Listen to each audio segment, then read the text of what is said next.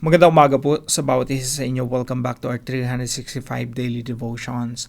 Gusto po manambatiin si Vida and Regina, no? Kamakailan kasama natin sa ating gathering. Meron po tayong online discussion, Bible study, every 8 p.m. Philippine time, 8 p.m. po, from Monday to Saturday. Now, tutuloy po natin yung ating series patungkol po sa God's sovereignty. Ito na po yung huling installment natin for this week patungkol po sa God's sovereignty. Now, yung talata po na pag-aaralan natin ngayong umaga ay matatagpuan po sa Romans chapter 8 verse 27 to 29. Ito po ang sinasabi ng banal na kasulatan. And he who searches hearts knows what is the mind of the Spirit, because the Spirit intercedes for the saints according to the will of God. And we know that for those who love God, all things work together for good, for those who are called according to His purpose. For those whom He foreknew, He also predestined to be conformed to the image of His Son, in order that He might be the firstborn among many brothers. Sa Tagalog po, siya na sumusuri sa mga puso, ang siyang nakakaalam ng kaisipan ng Espiritu, sapagkat ang Espiritu ay namamagitan para sa mga banal ayon sa kalooban ng Diyos. Alam natin na ang lahat ng mga bagay ay magkakalakip-lakip na gumagawa para sa kabutihan nila ng mga umiibig sa Diyos, sa kanila ng mga tinawag ng Diyos ayon sa kanyang layunin.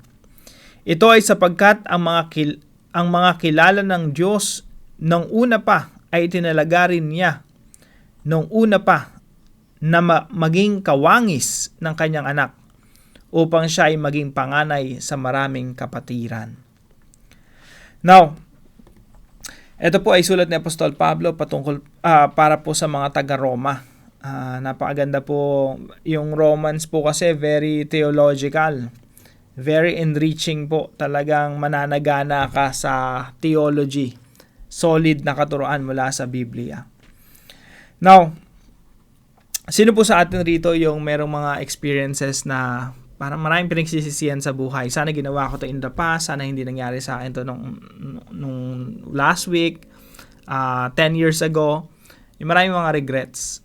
Sino sa inyo nakamiss na ng flight? No? Tapos sana nakapagbakasyon ako, sana nakasama ako sa family ko, sana nangyari to, nangyari yan. Na maraming mga regrets sa buhay. Now, ang focus po natin dito yung verse 28. Sabi dito, and we know that for those who love God, kung ikaw umiibig ka sa Diyos, all things work together for good. Alam natin na ang lahat ng mga bagay ay magkakalakip-lakip na gumagawa para sa kabutihan nila ng mga umiibig sa Diyos. So, kahit yung mga na-miss mong flights, yung mga opportunities na dumating sa iyo na hindi mo na-grab or dininay ka or hindi ka tinanggap sa trabahong in-applyan mo or hindi ka nakapag-migrate, hindi ka natuloy sa pag-abroad or, lahat ng mga bagay na yon nagkakalakip-lakip para sa ikabubuti natin na nagmamahal sa Diyos. Now, yung unang katuruan po natin, God leads us through the Spirit. Dito po sa Romans chapter 8, umpisa pa lang yan hanggang verse 27. Patungkol po halos lahat yan patungkol sa banal na Espiritu na siyang nakikipagdigma, nakikipaglaban sa gawa ng mga laman. So, sabi po rito sa mga talata natin, siya na sumusuri sa mga puso ang siyang nakakalam ng kaisipan ng Espiritu, sapagkat ang Espiritu ay namamagitan para sa mga banal ayon sa kalooban ng Diyos. So, yung Espiritu po ng Diyos ay namamagitan sa atin, between God at tayo. Isinugo ng Diyos yung Santong Espiritu upang manahan sa atin, upang gabayan tayo. Kasi yung laman natin, laging mali desisyon laging palayo sa Diyos. Pero yung Espiritu ng Diyos, laging palapit sa kalooban ng Diyos. So, God leads us through the Spirit. Tayo po ay nililid ng Diyos sa pamamagitan ng Santong Espiritu at kailangan po nating makinig sa sinasabi, sa tinig ng Santong Espiritu. Now, habang nakikinig tayo, habang sumusunod tayo sa tinig ng Santong Espiritu, dinadala tayo ng Diyos sa kanyang kalooban.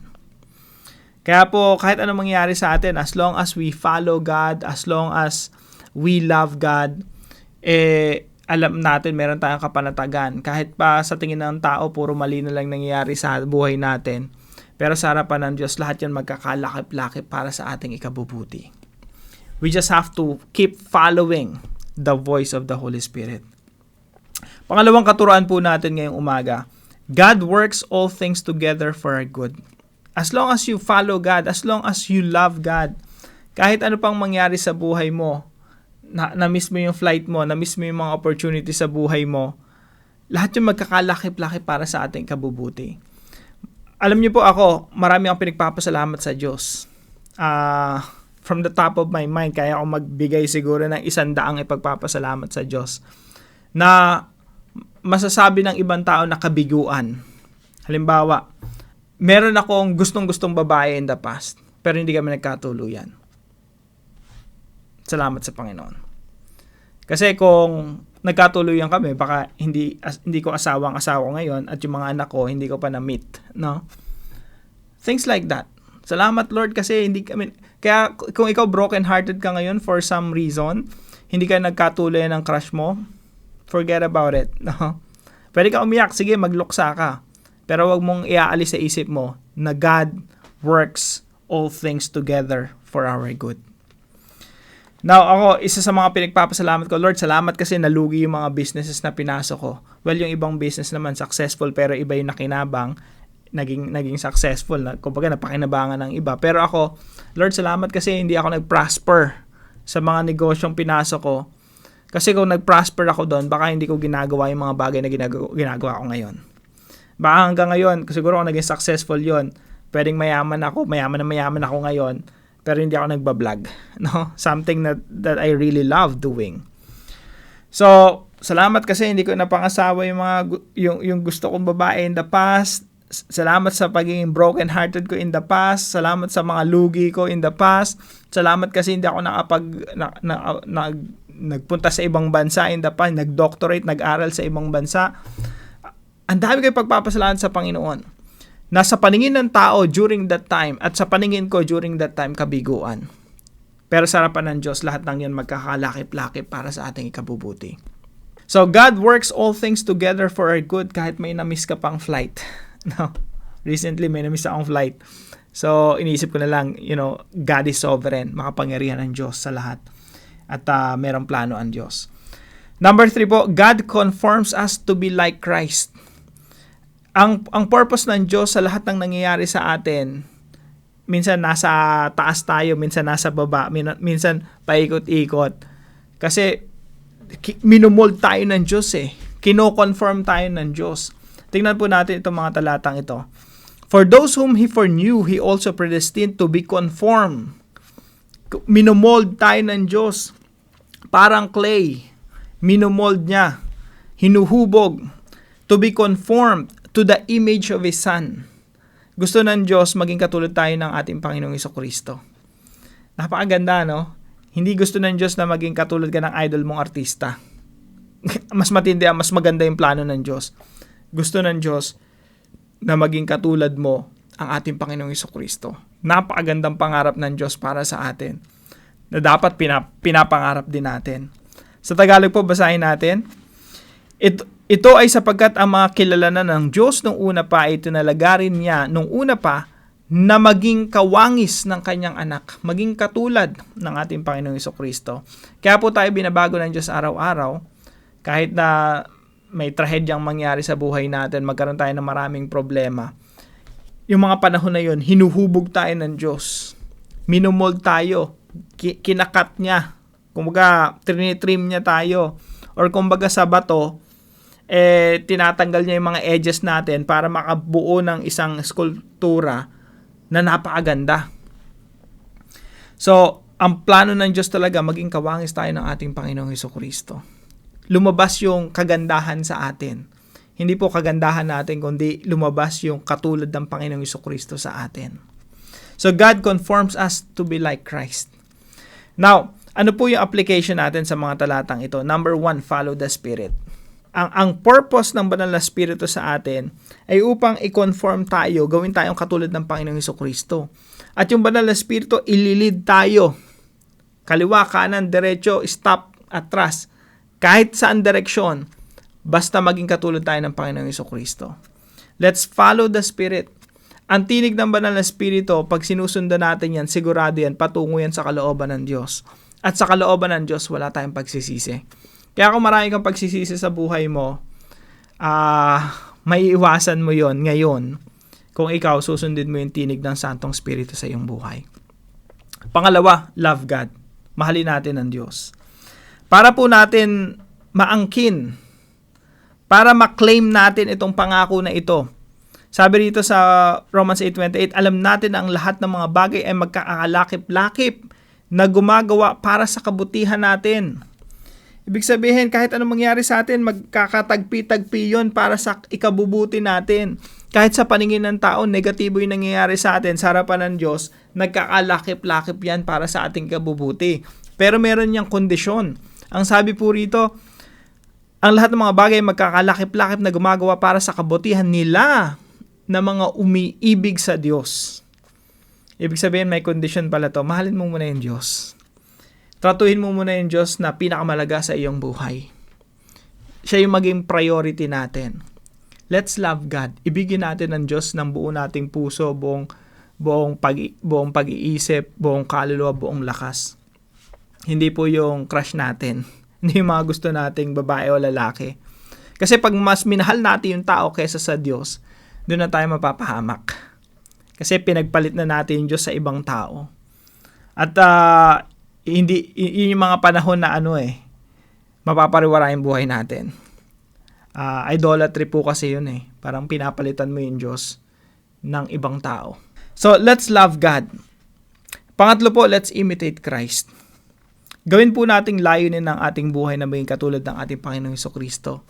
Sa paraan ng ating pagsasalita, kailangan nagiging Christ-like. Tandaan po natin yung salitang Christ-likeness. Pagiging katulad ng ating Panginoong Jesucristo. Dapat po nahuhubog si Kristo sa atin. Isipin po natin para tayong bato na isang bloke ng bato. At nandyan si Raphael, no? Inuukit. Sa pag-uukit ng Diyos sa atin, minsan masasaktan ka, no? Minsan talagang, Lord, bakit niyo ginagawa sa akin to? Minsan napapatanong tayo, Lord, ba't nangyayari sa akin to? Pero alam niyo po, yung ending nito, isang napakagandang sculpture. Napakagandang, God is molding us to become like Jesus. Now, if we submit ourselves to God, Lord, ang ganda ng plano niyo sa akin, maging katulad ng Panginoon Jesucristo, susuko ko talaga. Lord, I surrender everything to you. Gawin niyo po sa akin lahat ng gusto niyong lahat ng naisin niyo. Nawa yun ang mangyari sa akin. Dapat yun ang attitude natin as we imitate Christ. Gusto natin tularan ang ating Panginoong Jesucristo at we surrender ourselves to God. Lord, in every situation, teach me how to become like Jesus. Kaya laging tanong natin sa ating sarili, pag meron tayong na-miss na flight, for example, o meron nangyari sa buhay na sa paningin ng tao hindi ka aya-aya. Lord, ano yung tinuturo niyo sa akin today? Lord, anong tinuturo niyo sa akin na hindi ako natanggap sa application ko na to?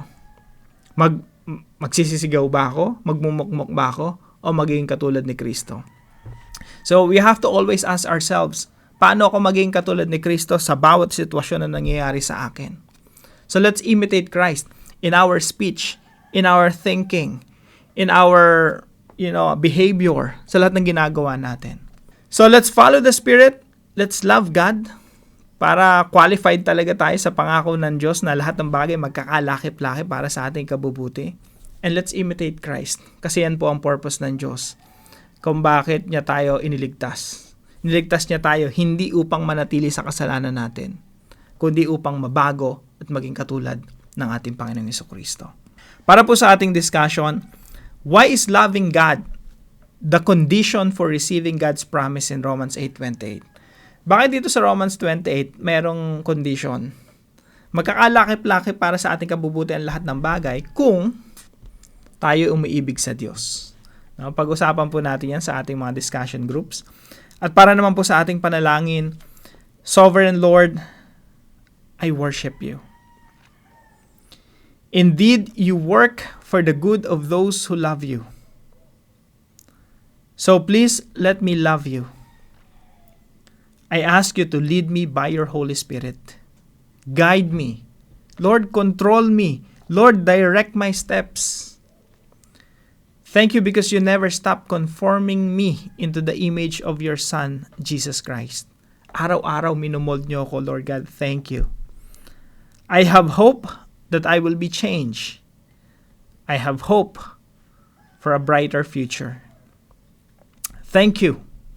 I pray this in Jesus' name. Amen and amen. Sama po natin ito sa ating mga panalangin at gusto ko po magpasalamat sa katuwang natin sa devotion natin na ito na lagi nakasuporta sa atin, yung Tres Marias. Hello po sa inyo at sa bawat isa sa inyo na sumusubaybay na dito sa channel natin from Laguna. Maraming salamat po sa inyo. At kung meron po ay natutunan sa devotion natin na ito, ipalam niyo lang po sa comment section right below this video. And please share this devotion to your family and friends. God bless you po. See you po tomorrow.